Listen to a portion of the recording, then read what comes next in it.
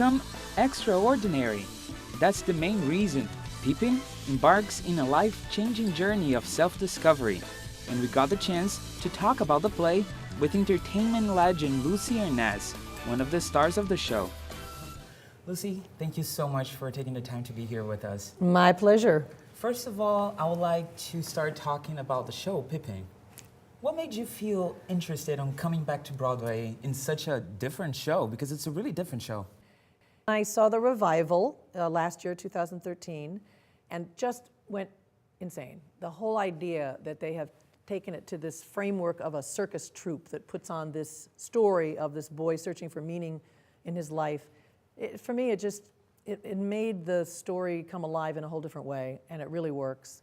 And then when I got a call from the producer asking if I would like to step into the Broadway company and play Bertha, the grandmother part, which originally was very limited. You sang a song and you got off the stage. And this, you are one of the troupe players. You're in the whole show in various capacities.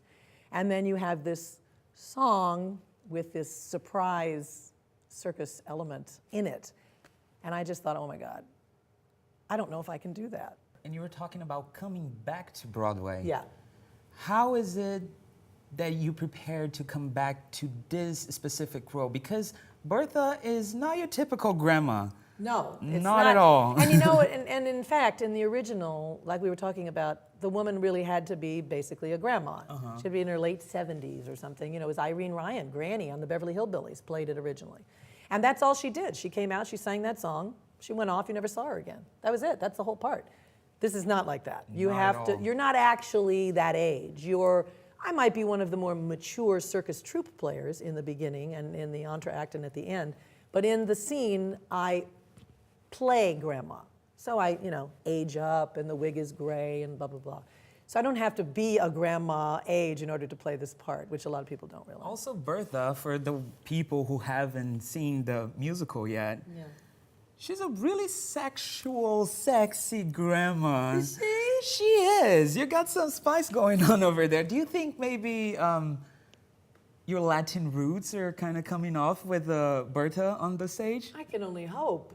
Born into a legendary family in show business, Lucie was brought up in the stages with her mother, Lucille Ball, the lead in the iconic comedy I Love Lucy, and Cuban-born musician, actor, and producer Desi Arnaz.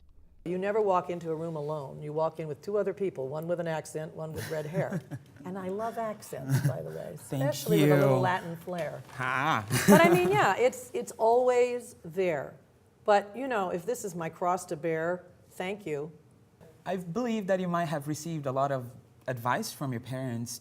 Do you try to pass it on, or what is like the most valuable advice that you could pass it on to those new people that are on the troupe with you? Sometimes you want to say it's simpler than you think. It's simpler than you think. You just have to enunciate. You have to wait for the applause to die down before you speak. You have to wait for the laugh. There's simple things like that you want to encourage, but it's not my job to do that. It's not my job. There are people for that, You get to a certain age, you're not afraid to really say something if you're asked, but mostly I just sit in awe and watch these people do what they do. You have been on top of your career for more than 4 decades at this point. That's not trying. True. It's true. After this, what's next for Lucie Arnaz?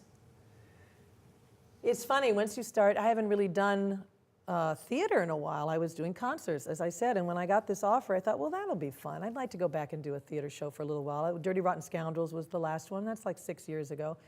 But it's like, when you're trying to look for a relationship and you never find one when you're looking. You always find one when you're not looking and you're happy in your own skin. I was so happy just with my husband, Larry Luckenbill, moving to our new house. We live in Palm Springs now. And we wake up every morning and go, I love it here. I never want to leave. I just want that mountain and that's it. And I just want to write.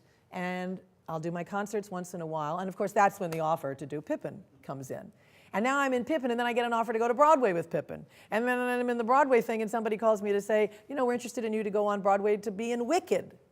And all I keep thinking is, I want to go to Palm Springs. I want to just be home. I just want to be with my husband.